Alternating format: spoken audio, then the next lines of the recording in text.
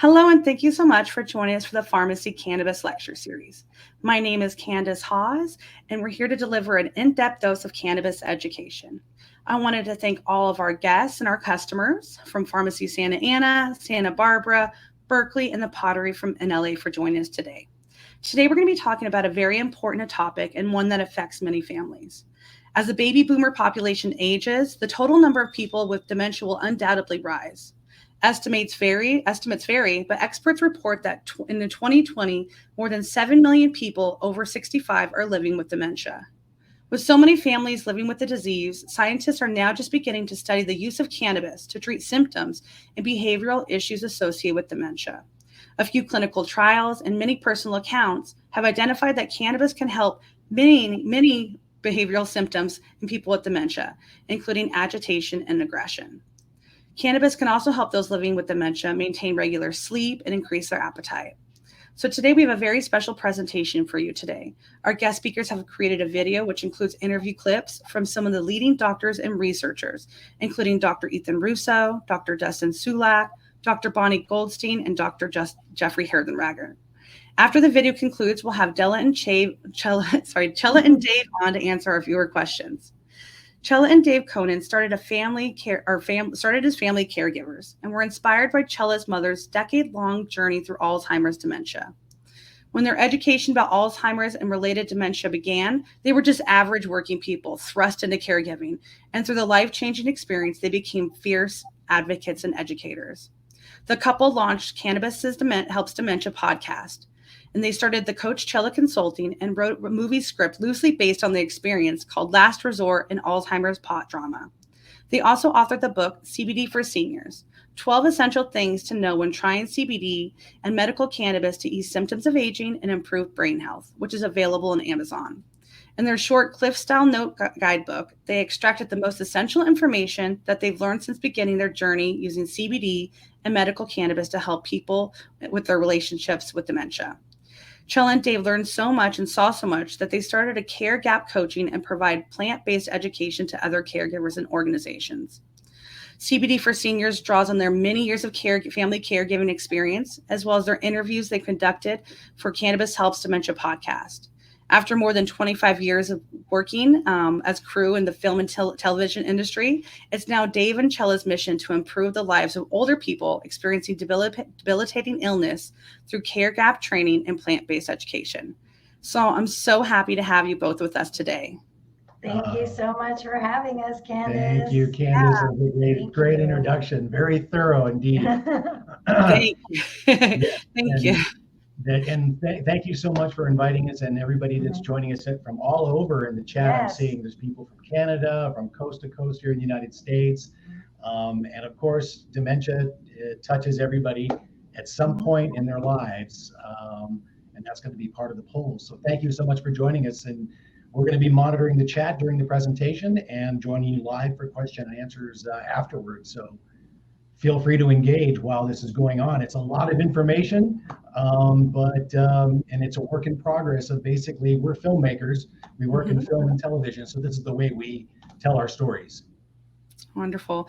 Well, let's get to it, and then we'll be back with you guys for some questions at the very end. Thank you so much. Thanks. Enjoy. Hi, welcome to this presentation on how cannabis helps dementia. Thank you for taking the time to hear our story and learn what we came to know. How and why cannabis medicine can be a safe and effective tool to help relieve symptoms of dementia, improve brain health, and ease other symptoms of aging, including end of life. Plus, you'll learn about how much people are using, how often, and hear specific ways people use cannabis medicine to ease the symptoms of dementia.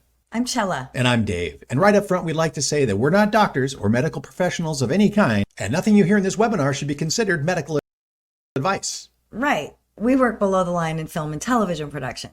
But in 2010, after my mom was diagnosed with mixed dementias, vascular and Alzheimer's disease, we dove into family caregiving and became fierce advocates for people living with dementia.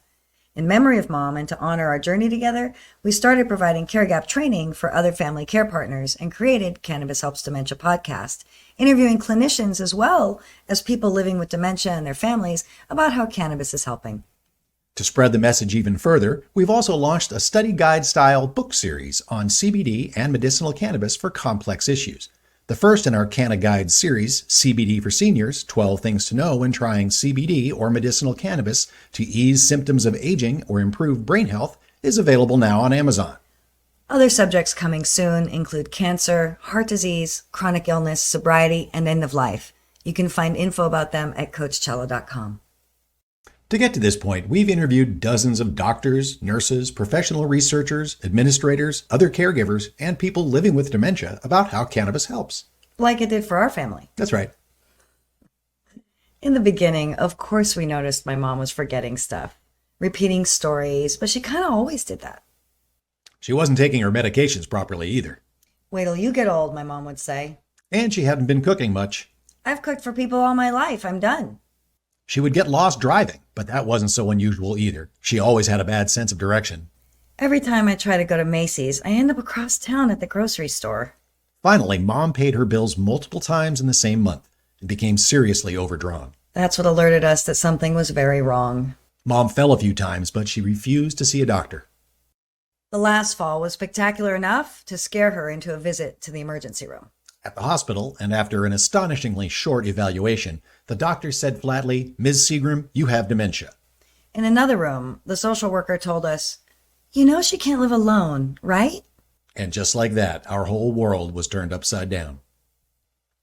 We've come to learn that this scenario plays out again and again as more and more seniors are diagnosed after serious symptoms arise or they're involved in an accident. Yeah, families are devastated by a diagnosis of dementia, and most fall apart after that diagnosis. Thankfully, ours came together along with a handful of friends to support us on our journey. But in the beginning, we were totally clueless, self-centered, lacked resources and practical skills. So we started to get educated.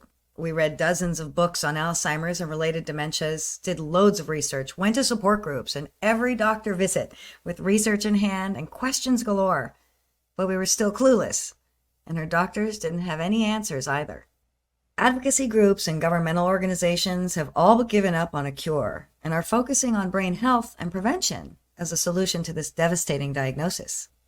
Which is great for people who don't have dementia yet, but we desperately need safe and effective treatments for people suffering today. Right, back to our story. Like many, we cared for Mom at home the first 4 years. Initially, it was complete triage, constantly reacting to the major changes for all of us. When we began this journey in 2010, we only knew Alzheimer's was a terrible disease that was bad news for your memory. Of course, any form of dementia is no joke for all concerned. The irony is that the only way we could get through it was to laugh and find the positive aspects. However, that took us quite some time to figure out. Little did we know the answer was in our stash box all along. As born and raised Angelinos, we've been familiar with cannabis throughout much of our lives. It helped me with migraine headaches, IBS, anxiety, and pain. But we didn't realize the full potential of cannabis medicine until Mom got sick. But when my mom was first diagnosed with dementia, her doctors were very much against her using cannabis at all. Oh, she can't use marijuana. It's bad for her memory. Right. So we kept it away from her for the first year or so. We didn't know anything about drug-drug interactions. We didn't really know anything, and we trusted that her doctors knew what was best. Yeah. It was hard to tell the difference between side effects of the new prescription medication Mom was on and the symptoms of Alzheimer's progression. Despite the fact that they're known to increase one's risk for dementia, Mom's doctors prescribed a benzodiazepine for her relentless anxiety and agitation, which worked great the first day. But she had an adverse reaction the day after, when she called me all kinds of terrible names, accusing me of trying to kill her. So we lost that tool. They prescribed a powerful antipsychotic for the severe aggression. They called it dementia-related psychosis. There's a notice on the bottle that has a black box around it that reads, Warning, increased mortality in elderly patients with dementia-related psychosis. Elderly patients with dementia-related psychosis treated with antipsychotic drugs are at an increased risk of death, not approved for the treatment of patients with dementia-related psychosis. but Medicare paid for it. She was much nicer on the antipsychotic medication for a few days. But then back to the name-calling freakouts. They prescribed a different antipsychotic with the same warning to replace the first one. They prescribed an antidepressant because she was terribly depressed that she was losing her mind, her freedom, herself. They prescribed an anticonvulsant, a powerful seizure medication that has a similar black box warning to relieve Mom's restlessness and constant questions. She never stopped asking the same questions over and over. And she developed a tremor an ironic side effect of the anticonvulsant medication. They prescribed another antidepressant off-label to help mom's insomnia. And of course, eventually they prescribed the common drugs that are supposed to slow down the disease process. All these medications have serious side effect warnings, including kidney and liver damage, organ failure, stroke, and sudden death. Which we might be willing to risk if they actually helped. On all the prescription meds, taken as prescribed, and on their lowest doses, Mom fell frequently. Some of the less severe side effects of these drugs included nervousness, restlessness, and inability to sit still, which is particularly troublesome when there's also weakness, loss of balance, and dizziness. She experienced all those side effects, and worse, the meds didn't do anything for the symptoms we were trying to treat. Mom's falls forced me to take time off work, which is when we began to wise up. Mom had refused to get out of bed for 3 weeks. Somehow she had remembered she had fallen several times and was terrified to fall again. Her doctors were calling it failure to thrive. And we thought sure this was it. So I was in her room one afternoon, the TV was on, and I was researching side effects and drug-drug interactions and having a puff. Mom turns to me and says, "I want some of that." So I called her doctor, and her doctor said, "Look, she's not getting out of bed. Give her anything she wants." So we shared a joint. And before we finished, Mom says to me, "Let's go to the living room and watch TV." This began our discovery. At first, we learned the U.S. Department of Health held a patent on cannabinoids since 1998 as Neuroprotectants, for example, in limiting neurological damage following ischemic insults such as stroke and trauma, or in the treatment of neurodegenerative diseases such as Alzheimer's disease. That's patent number 6630507B1. And that led us to realizing that actually cannabis helps dementia. A quick PubMed search reveals study after study that cannabinoids ease the terrible symptoms of dementia, like anxiety, agitation, insomnia, restlessness, anorexia, aggression, depression, and more, better than anything available on the market, with no risk of sudden death. A documentary called The Scientist shows us that every care home in Israel uses cannabis medicine for their elderly. Mainstream media sources show that there are facilities in California, dozens that we know of, one in New York State, and another in Florida that are currently using full-spectrum cannabis oil, or CBD, for people living with dementia. More than 2/3 of all state departments of health list Alzheimer's disease or other neurodegenerative diseases on their qualifying conditions for medical cannabis, and more come online every election cycle. When cannabis is on the ballot, not only does it often win big, but it brings more people out to vote. Mom had greater focus and interaction when she was medicated with cannabis. She laughed, smiled, and communicated with us. It was like she dropped into her body and was able to connect better. She was able to relax and go with the flow. Cannabis helped Mom have a carefree attitude about losing her mind. Which helped everybody. But cannabis is expensive. Medicare doesn't pay for it, and it's not covered by any insurance yet. As the disease progressed and our resources were drained, we had to move Mom into a facility. Despite our preference to keep her at home with us. The nursing home said they would throw us out if we used cannabis, a Schedule I drug. The first nursing home Mom was in actually did throw her out. After drug testing her for marijuana and telling me to knock it off or they would ask us to leave. They kicked Mom out after an incident when another woman pushed her from behind as they were walking to an activity. The facility wasn't medicating her agitation or aggression appropriately. Or at all. Right? And they wouldn't let us do it either. So what did we expect? We were forced to move Mom into another facility where she lived for nearly 5 years. After a nearly decade-long journey through dementia, Mom passed on February 1st, 2019. Cannabis medicine helped ease my mom's symptoms from the moment we started using it until her last breath, but only when she had access to it. As we'll demonstrate with the help of some of the experts that we've interviewed, cannabis medicine can help ease the terrible symptoms of dementia in most people, is generally recognized as safe, and is worth trying. After the news of fabricated evidence, misleading research for decades, and wasting millions of dollars, there remains no end in sight for Alzheimer's disease and related dementias. And now with the possibility of COVID increasing risk of Alzheimer's, it's urgent to expand where we search for solutions to one of the scariest threats to human health and our national and global economy. We must actually be bold and ask questions and try new things. What if there were a scientifically recognized system in the body that regulates all the other bodily systems but wasn't taught in medical school. That'd be weird, right? How many of you know that we do have a system like that called the endocannabinoid system, or ECS? Well, we made a 2-minute video about the ECS to help understand how cannabis works in the body. Cannabis has been the subject of so many jokes and stereotypes and so much propaganda that it's hard for some people to imagine that marijuana could be a legitimate medical treatment. Maybe you smoked some pot in college, or tried the brownie your nephew gave you, or you or a loved one may have overused cannabis and can't imagine how it could be medicine. But science tells us that cannabis is indeed just that. It's impossible to understand that cannabis is medicine without knowing something about the endocannabinoid system. Like that it exists, for instance. A quick PubMed search yields over 6,000 research studies on the subject. Problem is, most medical professionals don't study anything about the endocannabinoid system in medical school or continuing education, due in part to the outdated federal policy on cannabis prohibition. Cannabinoids, the chemical compounds in cannabis and other plants as well, interact with many parts of the body. Until the 1990s, we didn't know how exactly.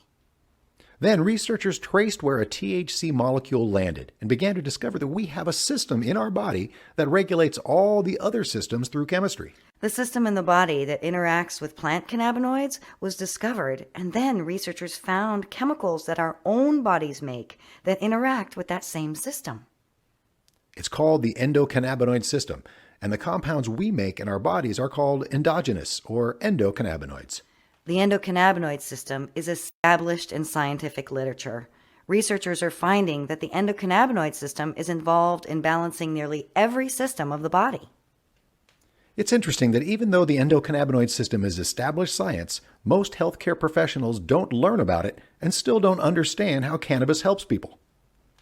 Make sure you ask your doctor if they've studied the endocannabinoid system before you ask them if cannabis medicine is right for you.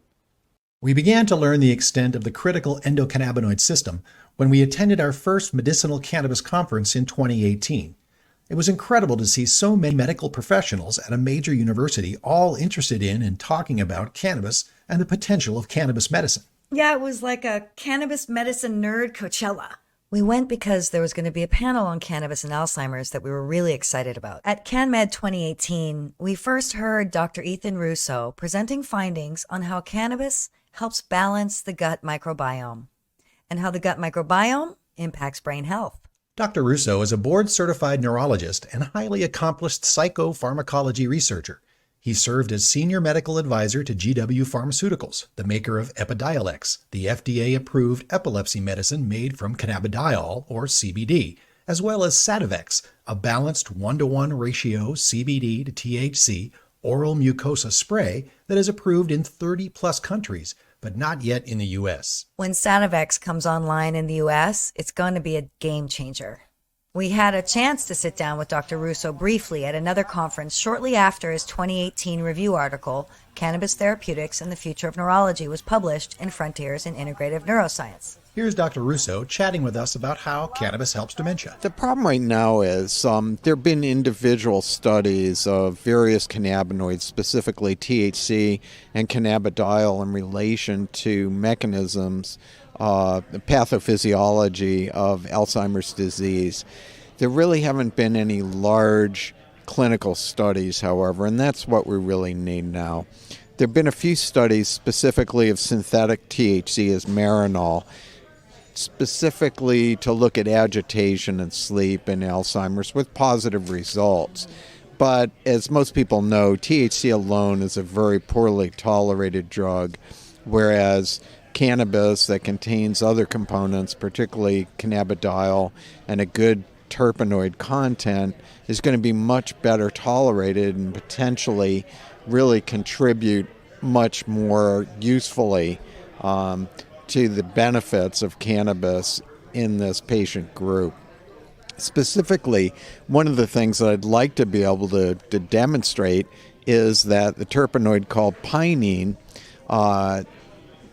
has an effect actually to boost short-term memory. Drugs like pinene, which are acetylcholinesterase inhibitors, boost the amount of acetylcholine in the brain. That's the memory molecule.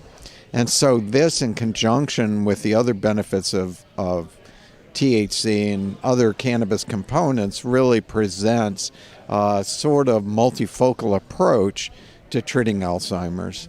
On the one hand, treating symptoms, but also we have good lab evidence that THC and CBD can interfere with the buildup of abnormal proteins in the brain. That's one of the hallmarks of the disorder. Right. It's my thinking that more studies need to be done for the treatment of the disease, but right now there are states where people living in those states could go to a dispensary and get something for their symptoms. Right. Well, this is a good demonstration that this is a bottom-up movement. What I mean by that is that, unfortunately, physicians have been slow to get on board with cannabis, and the real movement is by patients and their families demonstrating to their doctors that, hey, if you see a benefit here as compared to last month when she wasn't on this, it's because of cannabis, because we're not doing anything differently except for that. So it's going to be a slow evolution. With that, we need progress with the laws as well, so that we can do the studies properly and that this is more generally available. What do you think about hemp in the Farm Bill passing? Do you think that's going to help? Well, it may, but in this instance, we need some THC in the materials. That's what really treats the agitation and helps with sleep. It is a combination of THC, CBD, and other components that presents the best promise for really making a meaningful difference in treating Alzheimer's disease clinically. The review article that first introduced us to his work was mind-blowing because it cited so many studies that showed how cannabis helps Alzheimer's disease, as well as many other difficult neurological conditions. At the end of the Alzheimer's section, he breaks down which cannabis compounds and terpenes address which symptoms. With my mom, we found full-spectrum cannabis oil given 2 to 3 times a day in her food to be very helpful to ease her tough behavioral symptoms. When you ingest cannabis oil, it tends to last 4 to 6 hours, but the onset is much slower than under the tongue or inhaled. That big, amazing medical cannabis conference Alzheimer's panel we were so excited to hear didn't include any clinicians using cannabis medicine at the time. But when they opened it up to audience questions, a general practitioner from Northern California, Dr. Jeffrey Hergenrather, was the first at the microphone to share his experience working with people living with dementia in assisted living facilities and at home in Northern California.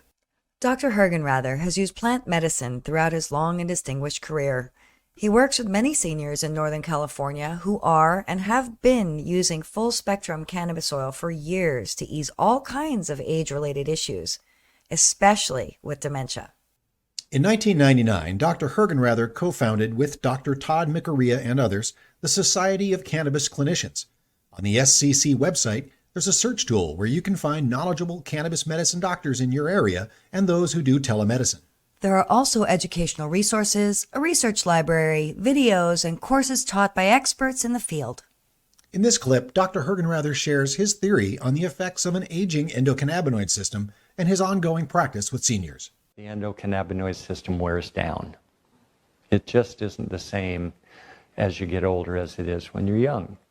And it may explain a lot of the changes that we find as we age, because people that otherwise didn't have problems like that at all in their younger years, and then they get to be elderly and now they're not sleeping very well at all.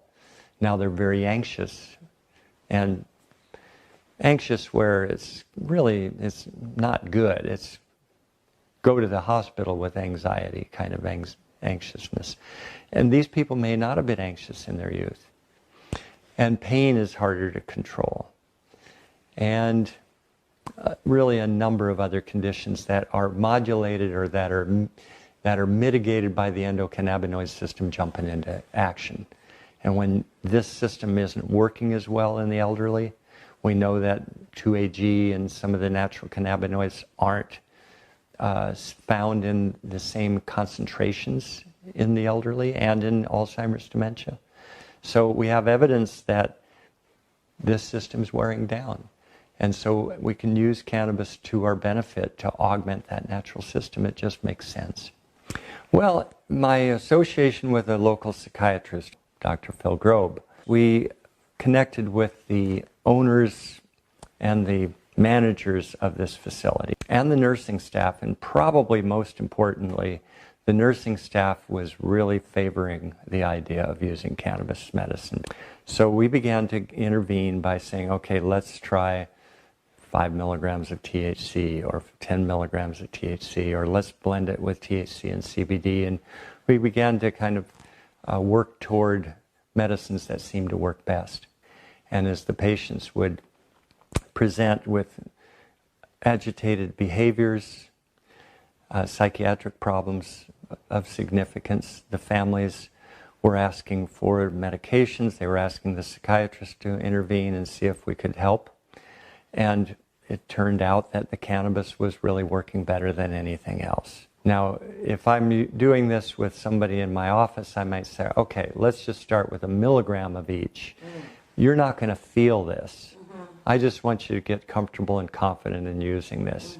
And then in a few days or next week, we can double the dose to 2 milligrams of each. And then we may go to 3 and 4 and 5. And over the course of a month or even more, we'll adjust the dose to find what works. And they develop the tolerance much more slowly. I can't tell you how many people I have that come to me saying, we want the CBD. Yeah. You know, it's like they've been hearing the media, they've been understanding that maybe CBD is the medicine of cannabis. The public thinks that THC is dangerous in many cases. So a lot of my role is to explain, we can try CBD as a dominant molecule. In medical marijuana grown for CBD, the high CBD strains, I let them know right off that it may be 20 to 1 CBD to THC, it might be 30 to 1, it might be 18 to 1, depending on the product line. But it's predominantly CBD, but it's a whole spectrum of molecules, and it works better with that whole spectrum of molecules. And don't be shopping on the internet for pure CBD. It's not really what you want.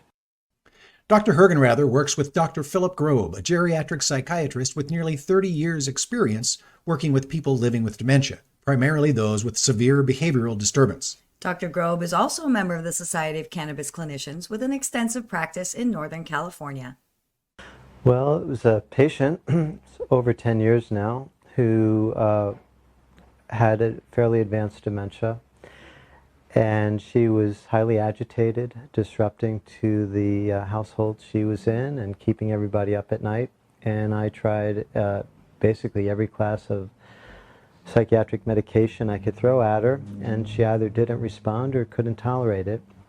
So finally I went to her durable power of attorney for healthcare and suggested cannabis, and after much hemming and hawing, she finally consented because she didn't know what else to do. And this individual showed a remarkable therapeutic response. And ever since then, I've been looking into the therapeutic uses of cannabis, and have been applying it and recommending it at times when it appeared appropriate. I tend to use more CBD to THC ratio in cannabis-naive peoples because we have therapeutic value without the potential psychoactive concerns that many people are apprehensive about. Well, the dosing is interesting. There is no one-size-fits-all. Many of the experts suggesting cannabis-naive individuals to start at a very, very low dose, for instance, 1 to 2 milligrams in the evening.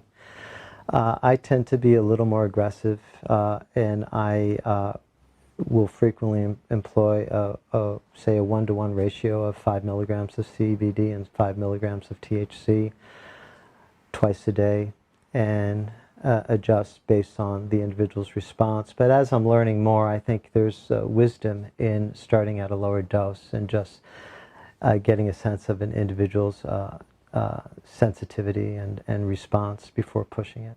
Dr. Grobe works with patients in nearly all the memory care facilities in and around Sonoma County using cannabis medicine. Past president of the American Cannabis Nurses Association and geriatric nurse practitioner Eloise Thiessen is a frequent presenter at CanMed. We spoke with Eloise about her experience using cannabis for age-related illnesses and particularly for people living with dementia. In 2021, board member of the Society of Cannabis Clinicians, Dr. Dustin Sulak of Healer.com from Maine, wrote The Handbook of Cannabis for Clinicians, and it's an invaluable resource. Renowned cannabis specialist Dr. Bonni Goldstein, who has a practice in Orange County, California, literally wrote the book called Cannabis is Medicine. These three clinicians lead the medical practicum at CanMed. We also spoke with each of them for the podcast. Early on, I was recommending CBD as a treatment for the anxiety in my dementia patients who were female. And I'll never forget this story. The daughter had durable power of healthcare, and she'd come in with her mom, and I said, okay, I want you to go to the dispensary and I want you to get this. And it was, CBD edible. It was from cannabis. It wasn't a hemp-derived CBD product. And she goes to the dispensary, and the dispensary staff was like, no, you need a one-to-one, really tried to talk this woman into something else. And, I got on the phone. I said, thank you very much. I'm confident in what I'm doing. And I'm going to go ahead and have her get her And just getting a sense. CBD as a treatment and have her get dementia patients who were female. And I'll never forget this story. The daughter had durable power of healthcare, and she'd come in with her mom, and I said, okay, I want you to go to the dispensary and I want you to get this. And it was, CBD edible. It was from cannabis. It wasn't a hemp-derived CBD product. And she goes to the dispensary, and the dispensary staff was like, no, you need a one-to-one, really tried to talk this woman into something else. And, I got on the phone. I said, thank you very much. I'm confident in what I'm doing. And I'm going to go ahead and have her get her CBD. Well, lo and behold, she gets the CBD edible, and the facility administers it to her, and it makes her anxiety worse, to the point where she was screaming and yelling, and she had this worsening of symptoms. Oh, no. The facility wanted to throw her out as a result of it. It was so disruptive.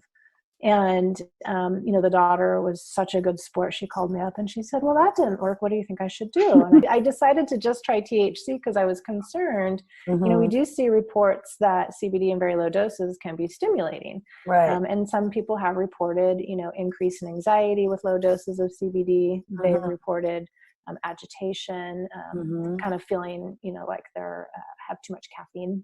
So I decided to try just THC, very low dose, 2 milligrams. The facility dispensed that to her, and within 2 days, I got a call from the daughter. My mom is a completely different person. I can actually take her out now for meals and go out in public. She's calm. She's smiling. She's engaging in conversation. I mean, she wasn't, she didn't have this remarkable recovery from her dementia, but her quality of life was greatly improved. Yeah. And on then just a couple of milligrams, even. Just 2 milligrams. How many times a day? In this particular woman, it was twice a day. And sometimes it's once, sometimes it's 3 times a day. Amazing. It was really remarkable to see a dose low enough to not cause any adverse effects and just benefits. I mean, when it comes to cannabis or cannabinoids and dementia, I think even though the clinical evidence that's published in the scientific literature is limited, it's almost universally favorable. I know there was one study that was using, I think, just 1 or 1.2 milligrams of synthetic THC that didn't have really impressive results, and that's probably because the dose was too low. But everywhere else, a study of 15 people here, a study of 40 people there, we're all pretty much seeing the same thing, which is, global improvement. It's not just improvement in one thing, but it's really all across the board. Symptoms improve, and quality of life improves, and caregivers really like their jobs better when people aren't screaming all the time. When I started talking about sleep and pain, I was really emphasizing the THC component of it. And I do emphasize that. I think anyone who sets out to treat someone with dementia with cannabis as a tool and thinks that means using only CBD, I think they're going to be very disappointed. There's one patient I wrote about in my book. Her husband had reached out to me early onset dementia. She was really struggling. She had even been on so many medications, and when they were doing a medication switch, they deemed it so difficult that they put her in the hospital just wean her down on one medicine and get her started on another, because her behaviors were unpredictable, and it just, the chance of something going south was pretty high for this particular patient. And after 1 month of being in the hospital, he said, she's dying in front of my eyes. Her decline is so rapid. Yeah. And we've heard about cannabis. We have no idea what we're doing. Our primary care doctor's on board. The neurologist just kind of like thrown their hands up and said, go right ahead, because I don't have much else to offer after 4 years of, and all hardcore drugs. I mean, antipsychotics and all difficult drugs. I think we started CBD first, and it agitated her. And that can happen. And we tried, and it's very important to understand low doses for CBD can be alerting and stimulating. CBD is an alerting, stimulating compound in low doses.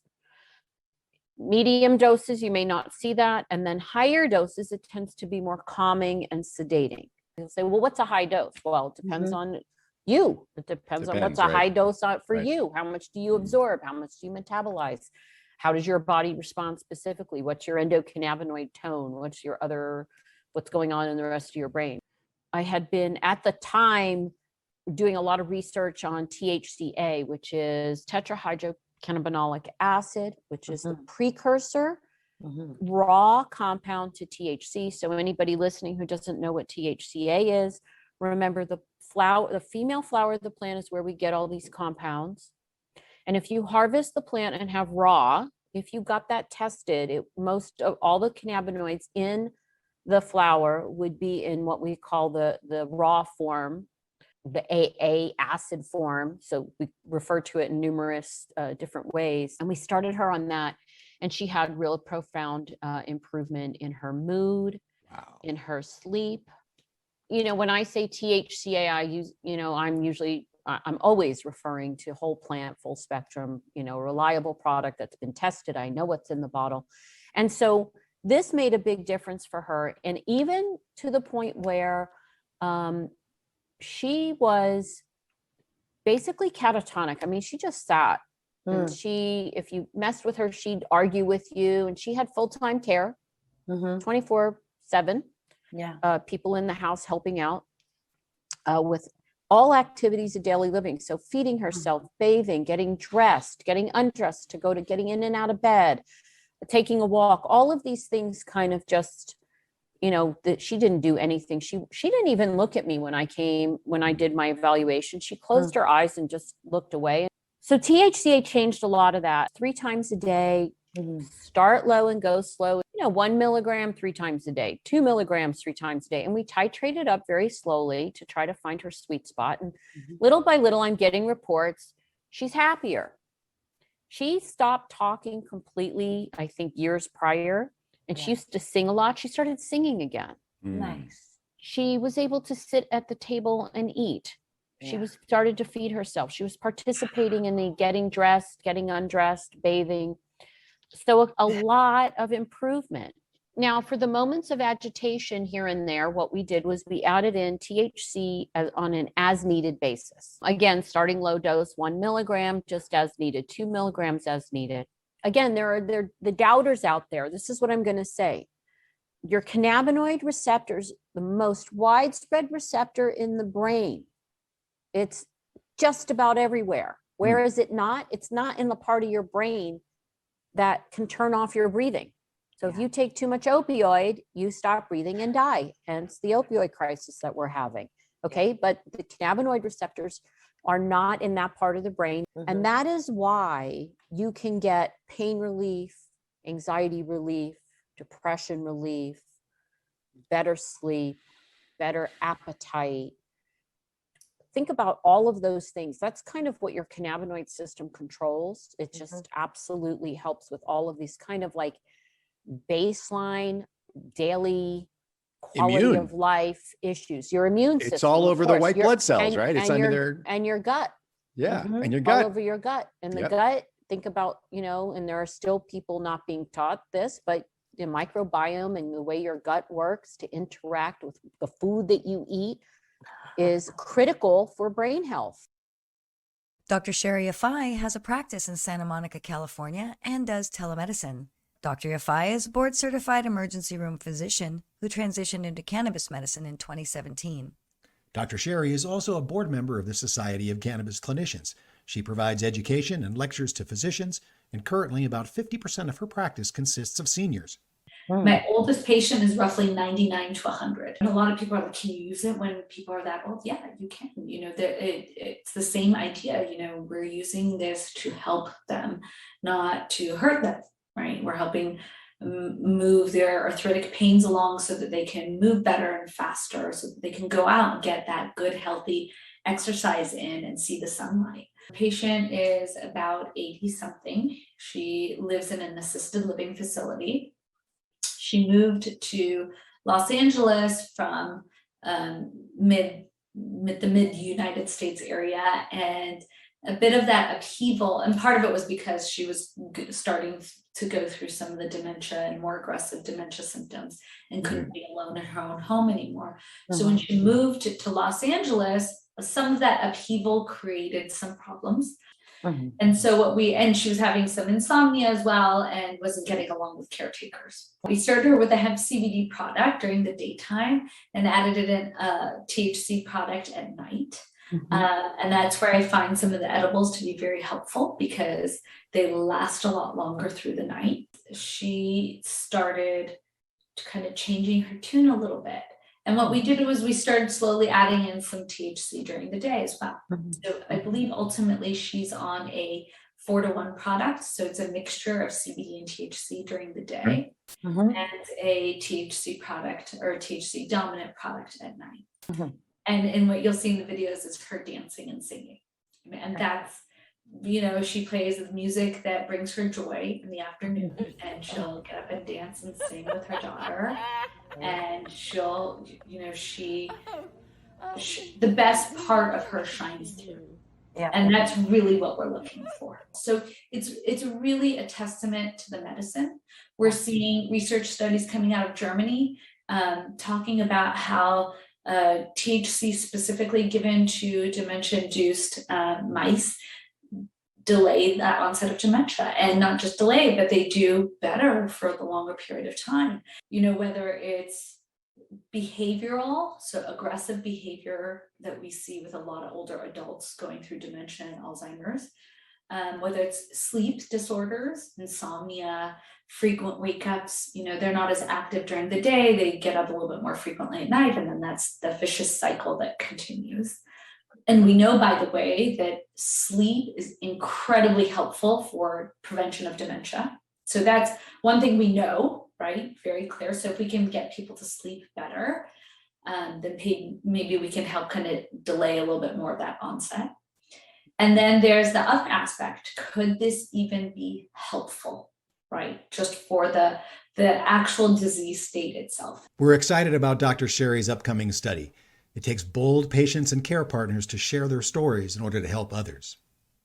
We met Stephen Barbieri in Sacramento right after my mom passed, when we went to lobby the assembly with a large advocacy organization asking our electeds to be bold and fund more research for dementia. Known as the Kickmaster, Stephen spent 4 decades in Taekwondo with a rank of master's level and eventually was diagnosed with chronic traumatic encephalopathy from repeated head injuries. Using just CBD and THCA, the non-intoxicating raw form of THC, Stephen appears to be thriving with CTE dementia since 2012. We spoke with the Kickmaster and his wife Tracy for the podcast about how they got started with cannabis medicine. I'll actually let my wife tell the story because when I grew up, I didn't drink, I didn't smoke, I had never done drugs. I don't know if you want to say a square or whatever, it wasn't my type of lifestyle. So when Tracy was mentioning, let's try, well, she was saying pot. She wasn't using the word cannabis. Let's try pot and this. And I'm like, no. And that went on for literally, I think, almost 2 years. Pushing. Finally, she says, you like the research thing. So why don't you do some research and stuff? I'll talk about it later. And I'll let her finish the story. So things have gotten a little heated. Stephen's emotions were kind of all over the place. That aggression with his type of dementia was starting to really affect our marriage, affect our life here. And I was at school one day and I was very upset because of his behaviors had gotten, I wanted him to be on kind of some mood stabilizer, something. And I had even called the doctor on my own in tears and said, I need some help, you know, and she said, well, he has to be willing to take these mood stabilizers. And he was not willing, because one of the number one side effects with CTE is suicide. Most of the mood stabilizers, their side effects are suicide. Yeah. So I was talking to a friend at school and he uses CBD. He said, listen, just get him to try it, see how it works. Just please, I know this is going to help him. Here's some research. So he gave me a little bit of things. I, brought them home to Stephen. Can you just research this? Just try it, because it's either you try the CBD or you do the mood stabilizers, or we can't live like this. Yeah. One of us is going to go. Yeah. We don't want to break up our marriage over this, but this is bad. So he researched it and finally was willing to go. We went to the dispensary here in town and we spoke with a gentleman who has the same exact diagnosis as Stephen. I would come home from the gym or from boxing, I would put the CBD underneath my tongue before I got into the shower. And my dosage that ended up working for me. I started with the 500 milligrams of CBD with 0.3 of THC. And the reason they explained about the 0.3 of the THC is so that it would cross into the brain barrier. It allowed it to cross in. And then it's mixed with MCT, which is the coconut oil, because it's an oil to get through the body. We started at the 500, and then over time, I think the last couple of years or year or so, I moved up to 1,000 milligrams still with the 0.3 of the THC. And I just take about 3/4 of an eyedropper underneath my tongue. And it basically I used to say it just levels me out and keeps me vanilla. It used to be every single day around 2 or 2:30, like a cell phone, my personal battery would die. In a sense of my brain, I was like overstimulated, too much going on. I literally had to go into a dark room and take a nap every day for an hour, sometimes 2 hours. I was just exhausted. Well, since I've taken this, for me, I don't have to take that nap any longer, which now means at bedtime, I'm more sleepy. Whereas, as you know, with most people with dementia, they have broken sleep. So that's why earlier we were saying I like to research, because I would be up at 2 o'clock in the morning, 3 o'clock in the morning. And what was I doing? I was always on the computer trying to educate myself on what I could do and what I needed to do and what were some of the things out there. So this gets me through the day. But again, at nighttime, I still have problems about sleeping. So I have something called THCA. And so I take it out every night before bed, and I take just about a half of it, 1/3, probably close to a half of an eyedropper of this, and a Sensei Chew chocolate that's got some CBD and melatonin in it.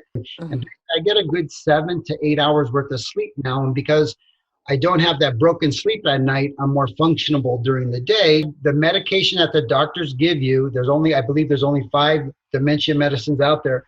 All of them have terrible side effects. And sometimes the side effects are worse. So if you're already having hallucinogenic situations, all of these medicines, that's another side effect. So all it does is increase that hallucinogenic. I used to see a shadow guy in my room at night. And when I got off the Aricept and I moved to the CBD, that shadow guy has gone. Not going to cry. I will say 100% it saved our marriage. Because without it, the mood swings, the aggression that was there from his disease was not tolerable for us as a family. And with the cannabis, with the CBD, that is gone. There's a lot of stigma. That's the problem. And I think people need to get away from that, because this works. And I would much rather Stephen is on something natural, something beneficial that I know is not going to have those side effects. And his mood, I'm not kidding you guys, it's 100%. Registered nurse Dan O'Brien has been the wellness director at Primrose Engaged Living in Santa Rosa, California for nearly a decade. Dan gave us his thoughts on how cannabis medicine is helping his residents. We also had, at that time, one particular case of a person with significant behavioral complications who required actually a large amount and variety of medications, prescription medications. And I discovered that almost everything that she was getting was ineffective without the use of cannabis as a kind of like a floor to put under it all. That alone, it's only an anecdotal story, but basically everything that we're working on here is kind of based on just our history and our experience. There's no question in my mind that cannabis and its various formulations that we've used here has been quite effective. Teepa Snow is a world-renowned dementia expert and occupational therapist with 40 years of clinical practice in all different settings. Teepa founded a revolutionary approach to support and engage people experiencing changes in brain function and their care partners called Positive Approach to Care. We, of course, read her books and watched all of her free videos on YouTube before taking her certified training course and seeing her in person. Because of her occupational therapist perspective, Teepa teaches how to physically connect with our loved ones when words are failing. Even though it was near the end of my mom's journey, when she was in hospice, Teepa's techniques helped me connect with my mom in ways I didn't think possible. Being able to know if she wanted to eat or not, for instance, was really life-changing stuff that every care partner should know. In this clip from our podcast, Teepa shares her experience of how cannabis medicine can help people living with dementia. So initially people have really had to keep it under wraps. And so there was much more chatter and back and forth once you start talking with people who are living with dementia and their care providers than you'll hear out in public. Because people have been trying things for some time when pain is unremitting, when sleep won't come, when anxiety is so high people can't think. When they've tried other meds and they don't know what else to do, everything they try is a mess, or they find that what they've tried makes things worse, then they try things. And so what we know is anecdotally, people find frequently that adjusting dosages is really challenging if you can't get high quality, measurable types of cannabis that you can monitor. What you're giving is what you mean to be giving. And the challenge for most families and most individuals who've been doing this historically, because they've been doing it quite honestly, illegally in many cases, because that's the only way they could do it, is that they were doing the best they could. And now that we're starting to hear and actually report out what's going on with cannabis, I think we're starting to see a bit of a shift. And I think the shift is significant. I think there are more and more medical providers that are starting to say, you know what, it's a chemical like any other chemical. And there's not some magic thing about it. It's just, it should be treated and managed that way. And our challenge is just that there's such this stigma attached to it, just like there's a stigma attached to dementia. And maybe the good part is because there's a stigma to both, you know, people are willing to take risks that may not be taken in other situations. But the reality is we don't have a lot of things to offer people that are reasonable things to offer. So why wouldn't you try something that has very reasonable side effects and manageable often side effects? And many of the effects that it has, if you're using it accurately, you may find it may actually help appetite, but it doesn't have some other issues with it. It may have some other issues with it, in which case you sort of reevaluate. I mean, just like you should with anything you're trying to use to help.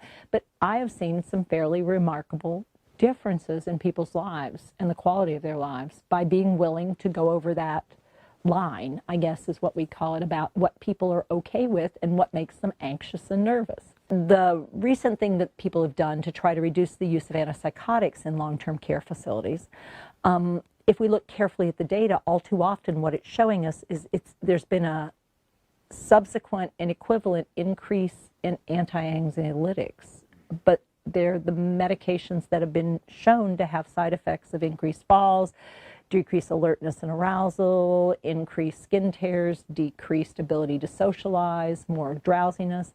So it's okay, so now we have another drug that we're going to have to deal with. So maybe we should start looking somewhere else. I think we're a long way to go if we think about all the variations of dementia to having cures. So we're going to be a long time figuring out how do we offer care that's the right kind of care. And part of it is offering people the right support for the care they're delivering. And, you know, this is where cannabis has a role. I do think we're starting to see more research. And I do think we're starting to see people go, okay, well, you know what? I'm not seeing harm. So let's just go ahead. And if people are willing and interested in doing this, let's just do it. It's legal. Nice. You know, and I think that's where things are starting to shift. We're seeing more and more areas and states and people just saying, I don't know what else to do. And it's like, well, do you want to give it a try? And people who are living, particularly with Lewy body, find for many of them, it is the difference between living decently, living well, or living miserably. Yeah. And having time to be, an ability to see you and not to be so distressed that you can't process anything, and being able to get some sleep. Yeah. You know, with Lewy body, getting sleep is such a huge part of having a good quality life. And the number of people that I work with that have Lewy body and use cannabis and can sleep, and they can't do it any other way unless they are not able to move, because then we have to give them things, and the whole series of things that people and families are provided with. Well, if you want the hallucinations not to be so awful, you're just going to have to potentially put up with no mobility. And it's like, well, is there any other option? It's like, well, let's try something that might not have that impact, that side effect on the extrapyramidal system. Yeah, like cannabis. Yeah. As my mom was nearing the end of her journey, I came across a study that showed that CBD helps morphine work better. As my mom was dying, she had very labored breathing that they call a death rattle, despite all the morphine she was on. I tried a few drops of full-spectrum CBD oil between her lips and gums every hour, and it completely eased her breathing for 4 days until she peacefully left us. Cannabis helped ease Mom's symptoms from the moment we started using it until her last breath. Cannabis eased her anxiety, aggression, and psychosis. It helped her feel lighthearted about her life situation. Cannabis helped her enjoy her now and not worry about the fact she had no idea what was going to happen in the future, nor remember what happened in the past. Cannabis helped my mom and the whole family have a good night's sleep. It calmed her restlessness, lifted her mood, and relieved her pain. Cannabis medicine was the only treatment that ever eased the toughest behavioral symptoms of my mom's and our family's near-decade-long journey through Alzheimer's. Thank you for joining us today. We hope you've learned a little bit more about how and why cannabis helps dementia, and about what products to use, how much, and how often. We hope this presentation has given you the confidence to try new things if you or a loved one is struggling. Find us at CoachChela.com for more education or private coaching. Order our book from Amazon, or check out Cannabis Helps Dementia podcast, where you can hear the complete interviews with today's experts and many more. Thanks so much for your time. Wishing you all the best on your journey.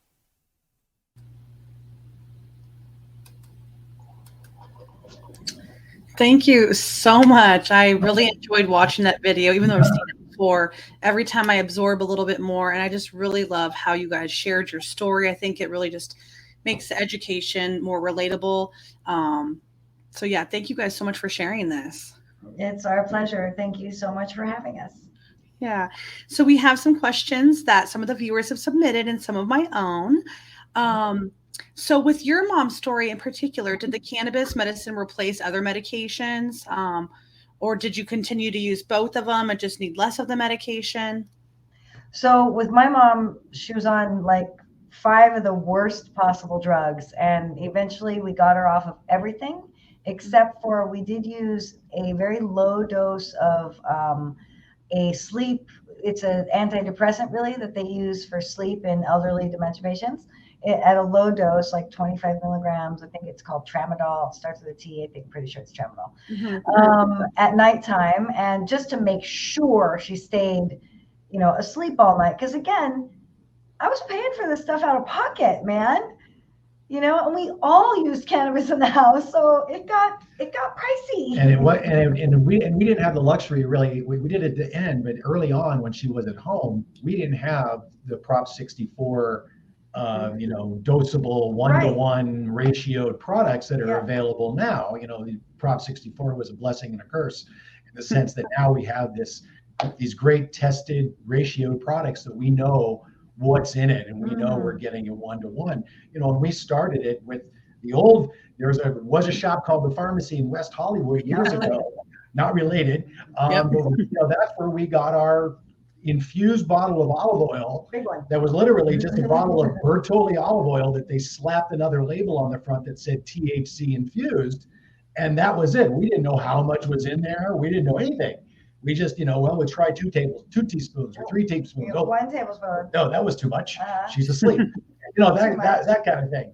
And then we didn't really have the luxury of that. So, and night disturbances was really a big problem with Mom when she was at home. So, but yeah, we got her off really all of the really bad stuff until, she went into institutional living. Yeah. So in which case, when we waited like 1.5 years to get her into this really good nursing home.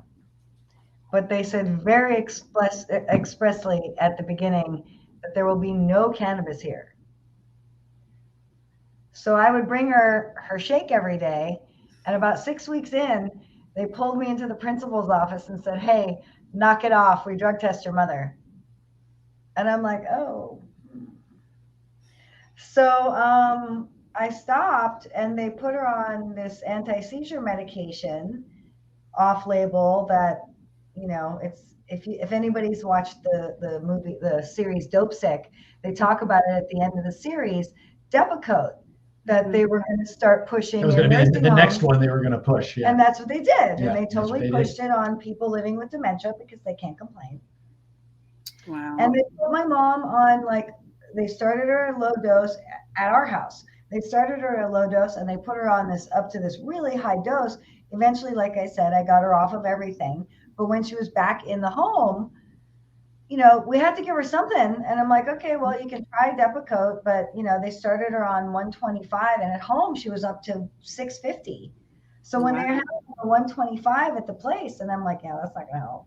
And they had her on 0.25 Ativan, which doesn't help an infant, man.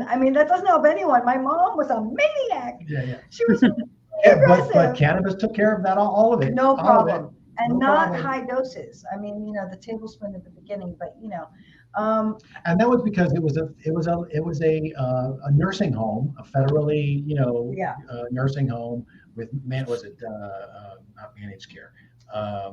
Medicare. Well, Medicare is federally Medicaid. funded, Medicare, Medicaid. So like the places that we worked with and mentioned in the presentation, these are all, for the most part, private places. Assisted living facilities, not nursing homes. It's a different licensure. Now, of course, the law has changed in California now with Ryan's law with regards to hospice and patients and being able to use cannabis with people in these facilities, the federal facilities, when they're in hospice, but you have to be 6 months away. Yeah. And you still have to have a medical card. You have to be in the state. That you have to go to the county office to get in order to use it. Your caregiver can do it, but that's really humbug. Yeah. That's not the kind of thing that caregivers can do. But it's much easier now, especially in private facilities. The nurses and staff are all on board. The insurance companies, or Scan Health, is all on board. Nice. Using cannabis into the facilities that they cover, because it replaces. They didn't say this, but we're assuming this. But they are pushing to allow people, if they're finding, first of all, more and more clients are coming in using cannabis, or doctors. Some doctors in California are starting to use it for more and more seniors, and so Scan Health is we have to figure out a way to allow this for our people that live in our facilities. So they're working on that. They're creating pipelines to do that because, number one, we think it replaces 4 medicines on average. We know that. So that's 4 medicines they don't have to pay for. And the patient's families have to come out of pocket to pay for the cannabis. So the insurance company doesn't have to pay for it. And the patients do so much better. And they do so much better on the cannabis. You know, we started our podcast was originally the beginnings of a documentary, and the documentary is still in the works. But we started interviewing those doctors and the people who run Primrose.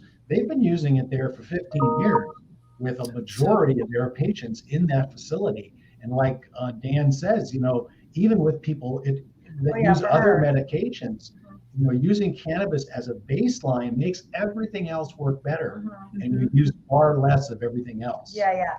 When my mom was dying, she, like I said, she was on morphine. And with this bad breathing thing, I had done a lot of preparation because she was my first person in my life who died. And I knew that it was possible that she might have this thing, and it doesn't bother them. It bothers everybody else in the room, but the people who are experiencing this breathing thing apparently aren't having a problem. I'm sure they did some studies to figure that out, whatever. So it was really bothering me. So I asked Dave to bring the 30-to-1, and I literally put like 2 or 3 milligrams. It was a very low dose, which was not alerting in her case. It just stopped that really labored breathing. She still was filling up with fluid. She still, you know, had this gurgly sound, but it was more like, you know, slow and calm and steady, and like the ocean just flowing in and out. And it made, you know, the 4 days, you know, much more peaceful than, you know, that labored, terrible. We didn't want to add more morphine to be that, have that happen. I didn't want to cause her death with the morphine. I didn't. And I knew, you know, I knew it would be okay if that did happen, you know, it's all right. And she'd be free and all that. But, you know, as she was dying, we were preparing to go to Sacramento, as you saw in the video, to advocate with the Alzheimer's Association. And I was building a research book because, you know, it's one thing to say, hey, there's a lot of studies that show how cannabis helps dementia. But it's a whole other thing when you walk into the office with a book this big that shows, hey, there's a lot of studies that show cannabis helps dementia. You know what I mean? So my mom was gracious enough to pass a few days before we went up there.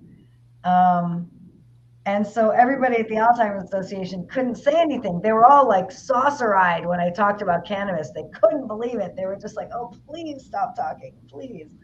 But I wouldn't, obviously. And they couldn't shut me up because my mom just died. Yeah, and you were able to go there and advocate and share her story, you know, and it was so fresh and so real. So I really feel like she was probably there with you guys. Oh, 100%, 100%. And Stephen, when I walked up to Stephen after Stephen gave a brilliant keynote address, and he was standing up there just, you know, wheeling and dealing and doing his thing, and I'm just like, wow, this guy. I'm like, how come my mom wasn't like that? How come my mom didn't have such an easy Every dementia patient is different. Of course, but still, I was just like, wow, he's really doing exceptionally well, you know? And I walked up to him afterwards and I'm like, hey, you know, how are you? Blah, blah. And I'm like, hey, have you heard of, you know, maybe CBD or medical cannabis for dementia? He goes, oh yeah, my wife won't let me leave. She won't let me go a day without it. Nice. Very good. That was a secret. Like, so you didn't want to share that with everybody? He's like, oh no, I wanted to be invited back. Right. So the big organization doesn't want to talk about it. Yeah. So it's unfortunate. Every popular dementia, Alzheimer's, Instagram advocate, all the ones with lots of followers, they've got a secret. Every single one of them. And they're all afraid to talk about it. Yeah. There's a board member of the Alzheimer's Association, Orange County, that I'm good friends with. And he's actually a doctor that's a big proponent for CBD, but he has not yet been able to make the two meet, and I feel like hopefully that'll be like the next organization or cause, that will welcome us in, because there's so many benefits. I mean, the research is showing it, we're seeing anecdotal evidence, and there's more and more people from families that are dealing with that are trying to push for this. So I really hope that one day the Alzheimer's Association does take a position that this is a benefit and start educating people. We have given this very similar presentation to Alzheimer's Los Angeles, to their staff. Mm-hmm. Given this presentation to Lisa's Care Connection, which is a family caregiver Alzheimer's organization that helps caregivers learn how to be better caregivers and process our grief and all that. Incredibly influential in our journey. They allowed us to give this presentation to their whole community, and one of their hubs is in South Carolina. And it was right when they were starting to talk about medical cannabis for South Carolina. And there'll be another 5 states, coming on board this year. Yep, in just a month or so, right? It's really encouraging since the federal government is not going anywhere. Yeah. It's just stalled. But this really, truly is a patient to doctor situation, right, where we have to push, we have to provide the studies, we need to bring in the knowledge and show them how much better people can be. I mean, CBD, like the study we were talking about earlier, the recent study out of Israel showing that just a 30-to-1 CBD is incredibly helpful in a lot of people living with Alzheimer's for their aggression. I mean, it's a great place to start. That should be the frontline medicine. Mm-hmm. Yeah. Mm-hmm. They should never give benzodiazepines anymore for anxiety. They should frontline CBD, man. And one of the big problems with people living with dementia is the ability to communicate pain. Yes. And so they're under-medicated with pain because they can't communicate it. What a great way to address pain without the side effects of other painkillers, if you just start by incorporating CBD into the lifestyle, and you start to deal with the inflammation, and you can deal with the pain before it becomes a problem, and you don't know what it is. You don't have a dementia patient telling you what the problem is, and then sleep. That's the other one. And this is why what the seniors, the number 3 things people are using it for is pain, sleep, and mood. That's why we asked that question. That's what everyone is using it for. Well, these are all things that are good for people living with dementia. Do we have poll reveals? Do we have answers? Yeah. If you look at the poll questions, if you click on those at the top there, we have our information.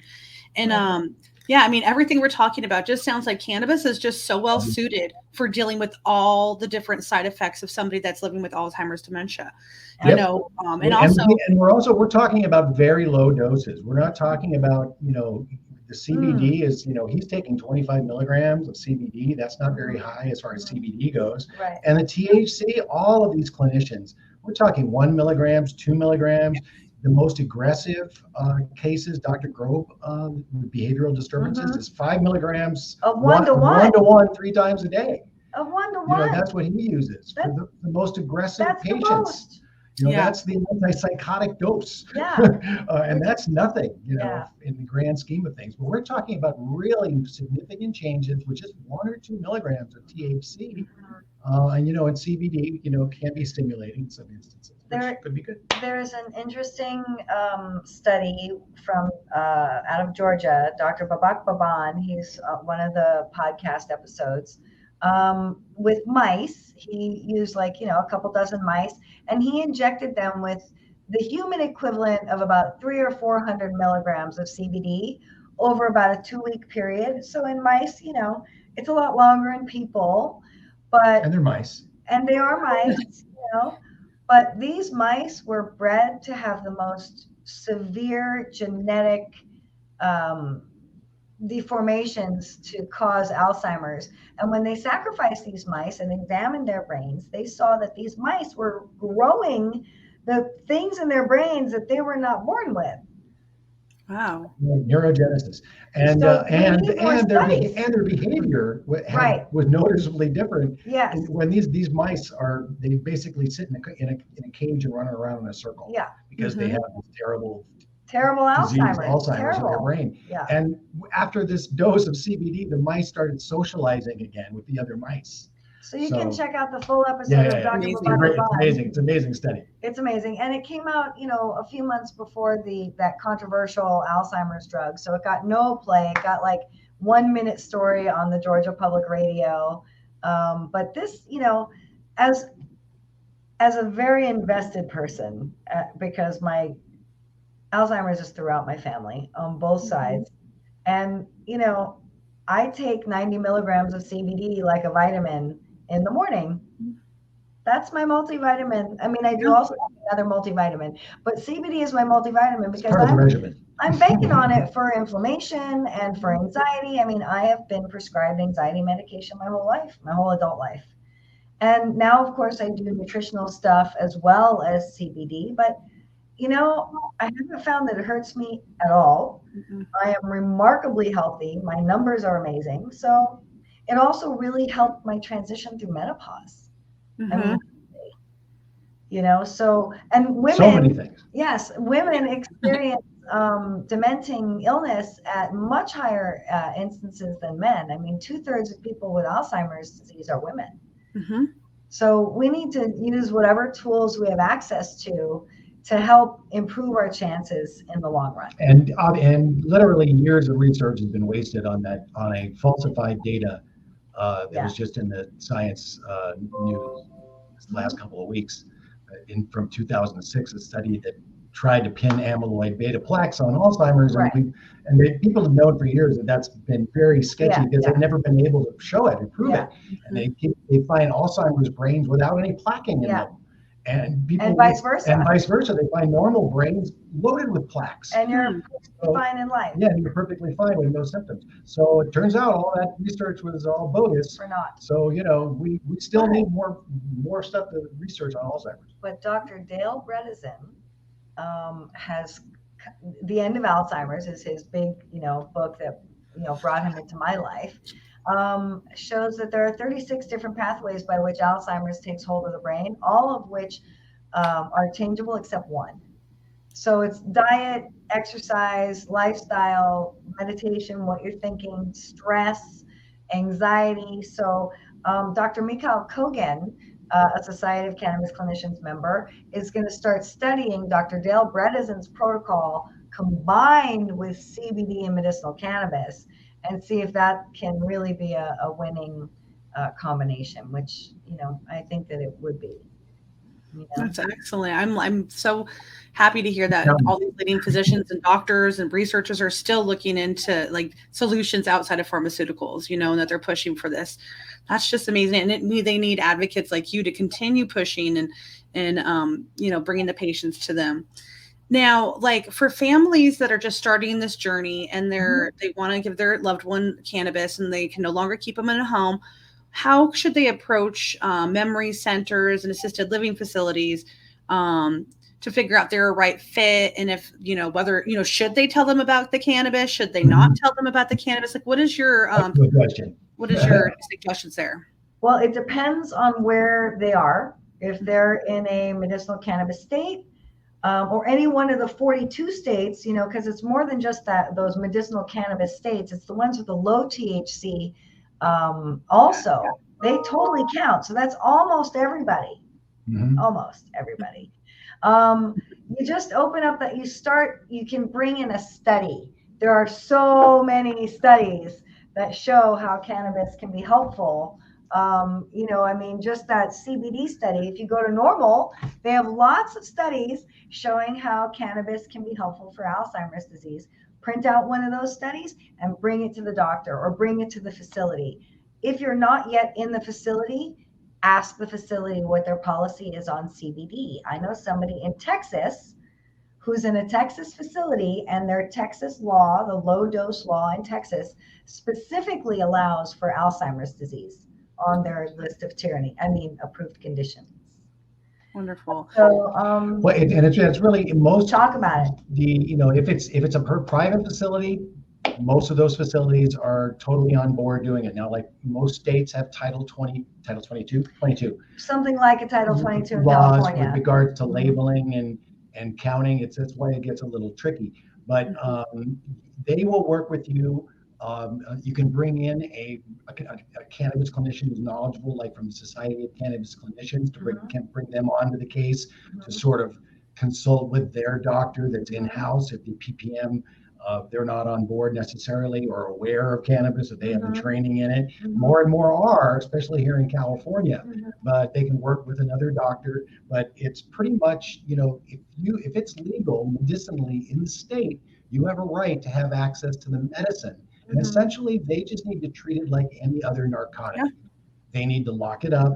They need to usually have a doctor's order, which can be easily written up by a society doctor. CBD from hemp can be considered a wellness supplement, but it still needs the doctor's order. Yeah.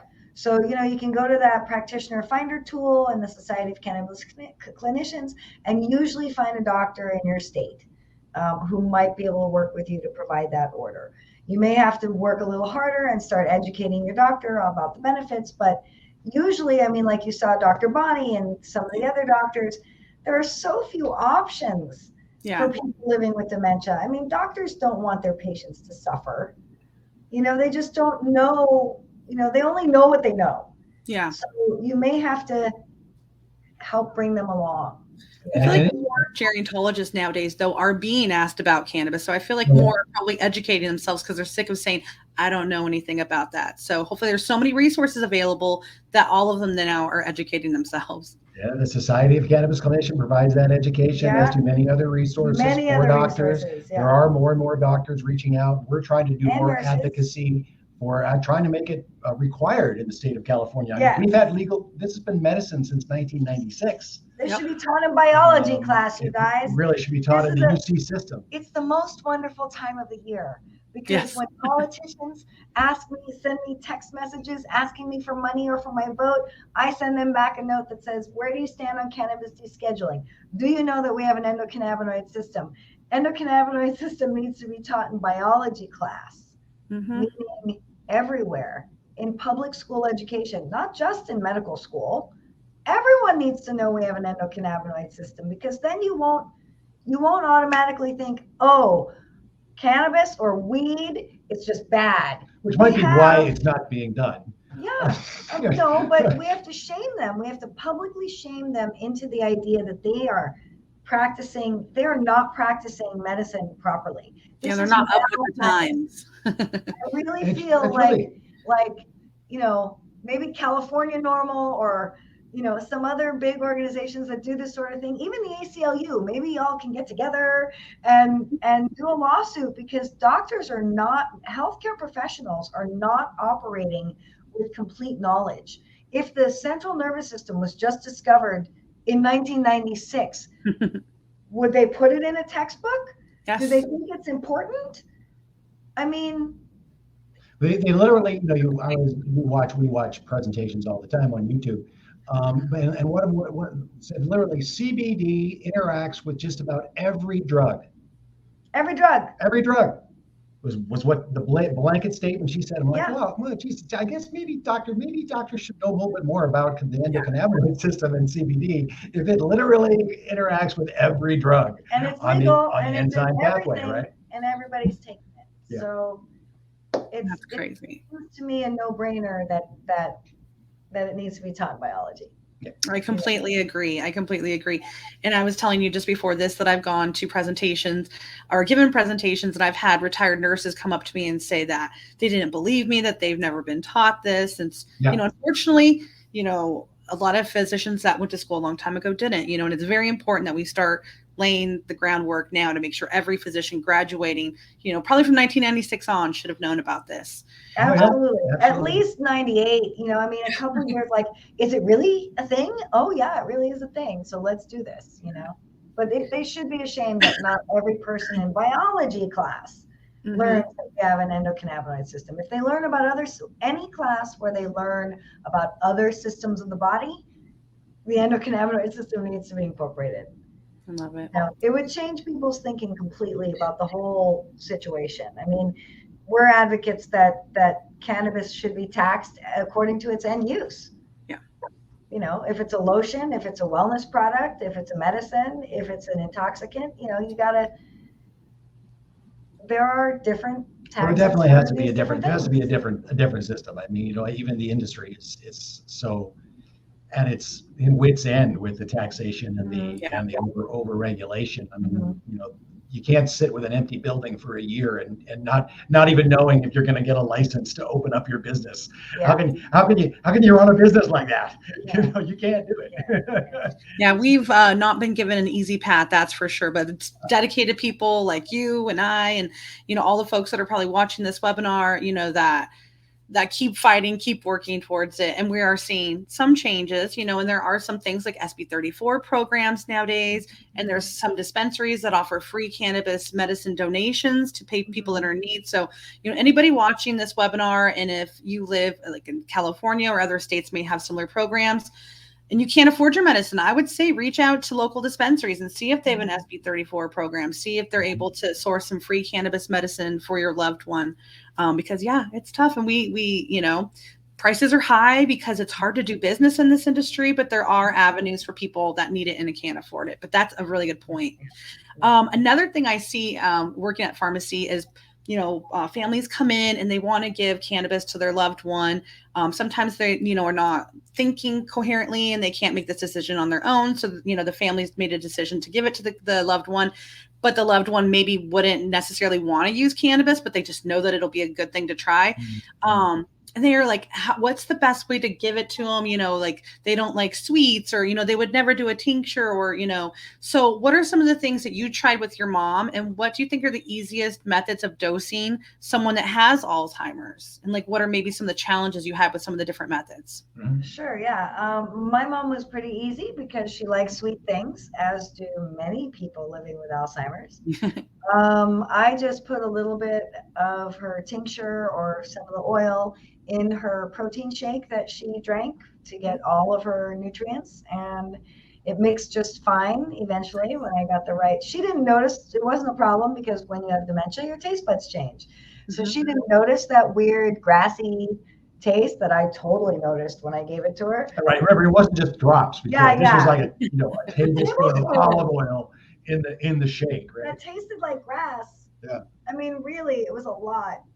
But she was brilliant. I snuck it up. I brought it to her, it had a straw, right? I brought it. I walked back to the kitchen and I kind of peeked around to watch her, and she just picked it up like it was just a normal shake and drank it just like it was a normal shake. So hide it in the things that they like the most. Another friend client of ours, her mom was the person you're talking about. She's someone who, she was in her 90s when she started, getting this care. But she had like a compressed spine. She had 3, crushed discs in her back. So she was in a lot of pain, and she had dementia.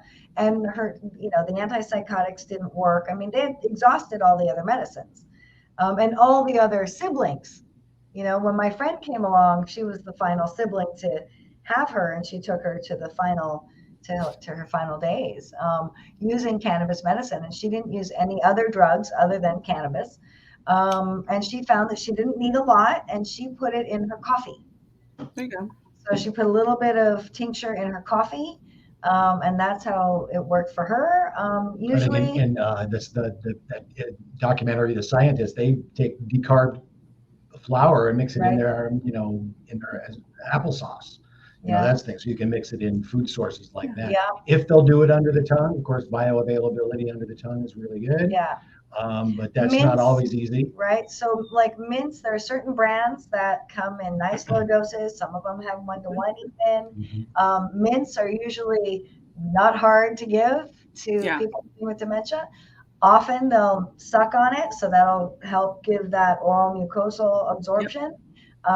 Sometimes they'll just chew it up and swallow it. It is what it is. Sometimes they'll spit it out of you. Right. And then sometimes you'll have people living with dementia who are big smokers when they were cigarette smokers. So they might be able to handle like a 1-to-1 vape or a 20-to-1 vape, depending on what their thing is, to get that instant, relief. Because, when you're living with dementia, sometimes you might have like an acute attack of something horrible happening in your head, and you're going to need something that's quick acting. And if you can, train to the vape, for your quick acting relief, I think that that's always a good option in states where that's legal and accessible and not a problem. Yeah, I would agree with you. I think the smoking or the vape is probably the hardest to give somebody, especially if they've never smoked before. Right. But it is the most effective for that, like within seconds, almost that switch of mindset, that calming effect. So, yes, yeah, I completely agree. Like, we didn't really have vapes so much with Mom early on. We had, we were pipes and joint smokers. Yeah. And she would, she was not a big smoker. She would have a little bit for her gallbladder. That was how she used her cannabis at night, medicinally, and she didn't smoke all day, every day, but she would use it for her. Maybe she should have. But yeah, she just used it for her gallbladder. So, she was used to taking puffs though. So she would, we could still do that for a while until she tried to light her fingernail one day. And we were like, okay, well, that's enough of that. We'll get rid of the joints now. Because, it doesn't, there's a lot of science now actually that's showing, especially in mouse models. And there is, they're starting to look, it's hard to do with humans, but they are seeing possible reversal of the disease in mice. So, we don't know if we're affecting humans that way. We certainly know that it helps with behavioral problems. You don't need that much. We're not talking about a population that we're worried about getting addicted or long-term negative effects or having memory problems because of the THC. It seems to be, but and we're talking low doses, which seems to actually be very beneficial for memory in many instances, certainly in the older population. So we're talking about a completely different population. We're talking about dosages that are minuscule in the recreational world. Yes. And so beneficial. There's really no reason, because of the safety profile of this, why people with dementia, if they can get access to a nice 1-to-1 tincture or anything, they can give a couple of drops or a gummy or a 20-to-1 or a hemp CBD 30-to-1 from a good, reliable source. And there's a great section on the Normal website of a whole bunch of studies that show that it's safe and effective for older people. So you can print out those studies and bring them to your doctor if your doctor fusses. Bottom up, as Dr. Russo says, it's a bottom up movement of patients just doing it. And really, the doctors, the commercials say, hey, ask your doctor if this drug is right for you. Well, guess what? I found a study right here that says this drug might be actually right for my mom. Can we try it? So let's give her a gummy. Would you write it? And, like I heard in the state of California, you don't even have to be a doctor to write a cannabis recommendation. So, in some respect, we want it to be medicine, but in some respect, we don't want it to be over medicalized either. Right. Well, because it's wellness, it's food. Exactly. It's medicine. It's, we don't want this to be rescheduled and only have big pharma have access to the molecule. Right. And we can't grow our own. We can't put it in our tea. Right. Our Make stems, our own, trade with our neighbors. And with your great conversation in the chat about raw, the THCA, and if you decarb it, you're going to lose those acids. But, Dustin Sulak says, take a bud, throw it in your tea in the morning, and you'll get a nice blast of THCA right there in your, and then eat the bud when you're done. If you have THC tolerance. So that's what, Steve, the THC was not good for him. The THCA was remarkable. That's a good transition to the question I was going to ask you next, which is one that was posed from the audience. And they're saying that they're having a little bit of confusion trying to figure out what the difference is between decarbed and non-decarbed cannabis. So can you kind of clarify for those who are maybe new to cannabis, like what that means and what the difference is? Absolutely. So as Bonni said, the plant is loaded with these cannabinoids up to 140. THC and CBD being maybe more, being the main ones, but they're all in what's known as the acidic or raw form, the acid form. And those are essentially non-intoxicating. The THCA, if you eat a fresh bud off the plant, you're not going to get high. Nope. If it sits a little while, in a warm closet for a while and dries, you might get a little of the THC, a little decarb happening, but it's all temperature related. So when you bake, when you grind up that flour and you put it in an edible recipe and you bake with it, and that temperature goes up. I believe THC is 365 degrees. It vaporizes. Correct me if I'm wrong, but I think it's right around. I think it might be a little lower in the oven, but there's a vaporization point for THC. It might be 265. I don't know. I don't know either. There's a temperature where that carbon atom comes off of that molecule, and it activates the THC into delta 9, and it becomes psychoactive. So decarboxylated when the heat rips off that carbon atom off the molecule, and it now becomes delta 9 THC, and it's now the intoxicating form. And then if you eat it in the liver, it becomes even more intoxicating when it becomes the metabolite. Delta 11 hydroxy. Delta 11 hydroxy can be even more impairing. Did you know that there is a very small segment of the population that will not get high on edibles? Yes, I run into those people once in a while. That's pretty crazy, because it's certainly not me. So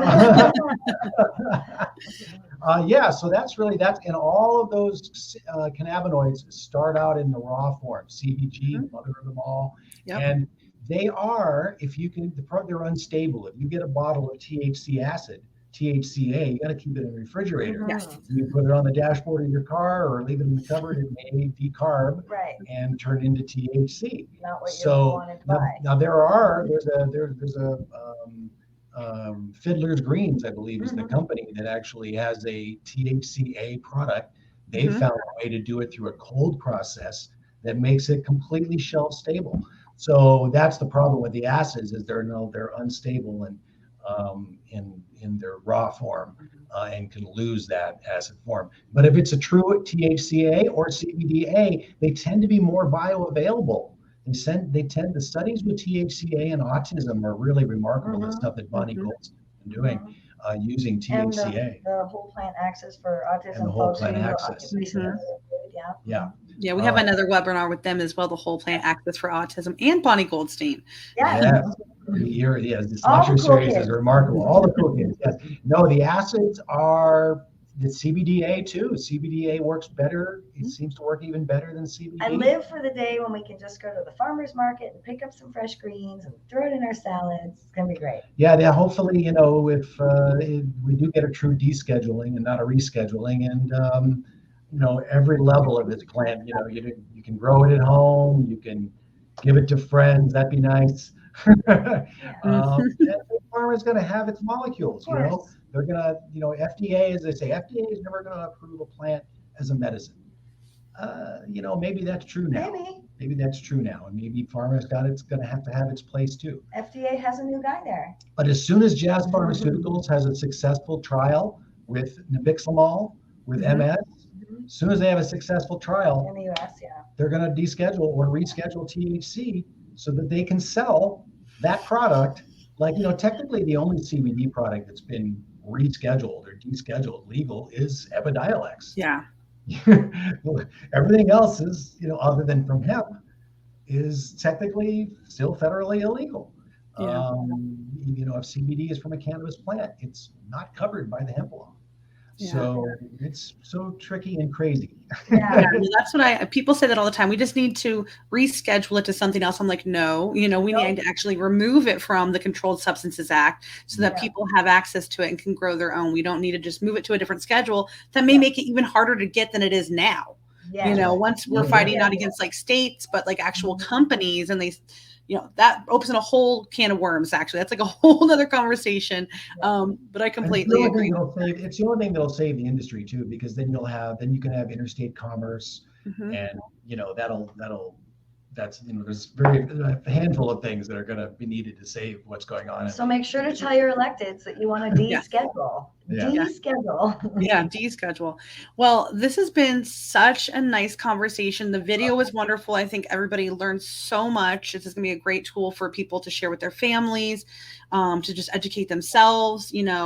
I really, really appreciate all the time that you guys have spent putting that together and then with us today. You guys are two wonderful people, and I'm so glad that we met and we've got to work together.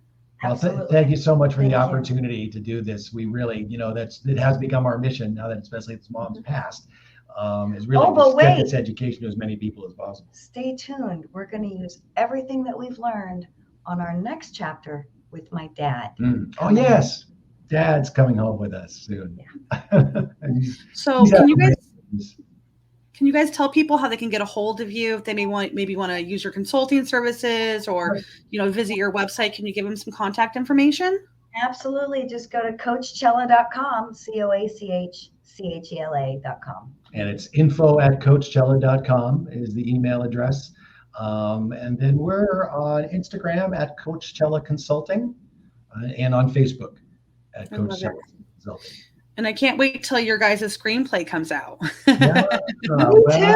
We're getting it read this week. Yeah, we have movement on it this week, so that's sort of exciting. Yeah. Big money. Send the good vibes that way. That's right. For sure. That's a way to educate, right. through humor and mass media. Yep. So cool, everybody. Thank you so much. Thank you. Thanks, thank you to our guest speakers. Thank you to everybody that spent this time with us learning about cannabis and how it can be beneficial to dementia. I hope that we were able to share some information with everybody here today that will help them become better informed cannabis consumers, and that the information that we've shared will help you find relief. Thank you, and until next time, stay well and be safe.